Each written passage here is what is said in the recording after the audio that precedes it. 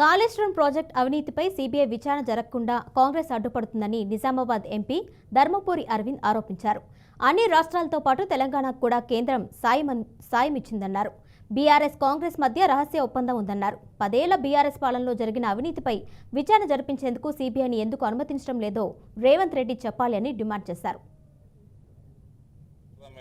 కుటుంబమైనా ఏ వ్యక్తి అయినా 140 కోట్లల్లో అంత్యోదయ అందరూ సమానం. ఇదే మా పాలసీ. ఏ రాష్ట్రానికి ఎంత రావాలో సమానంగా వస్తాయి. మీరు కాళేశ్వరానికి సరైన దస్తావేజులు అప్పచెప్తుంటే ఇప్పటికీ నేషనల్ ప్రాజెక్ట్ కూడా అయిపోవాలి. కాళేశ్వరం ఎందుకు అలా డిపిఆర్ఎస్ అక్కలేదు. ఇలాంటి వరకు ఒక్క కాలువ లేదు, కిలోమీటర్ కాలువ లేదు కాళేశ్వరంలో.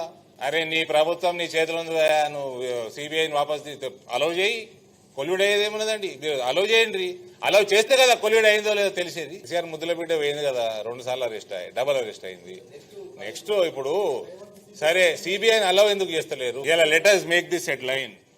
5 నెలలు అయిపోయింది. సెంట్రల్ బ్యూరో ఆఫ్ ఇన్వెస్టిగేషన్ కి తెలంగాణలో ఎంట్రీ ఎందుకు ఇస్తలేడు? మరి చర్య తీసుకోండి. సిబిఐ రావాలి కదండి. ఇక్కడ సిబిఐ రావద్దా? రావాలి కదా, ఇన్వెస్టిగేషన్ చేయాలి కదా.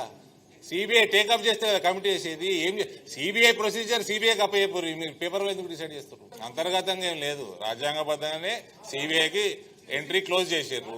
రేవంత్ గారు ఎందుకు సిబిఐ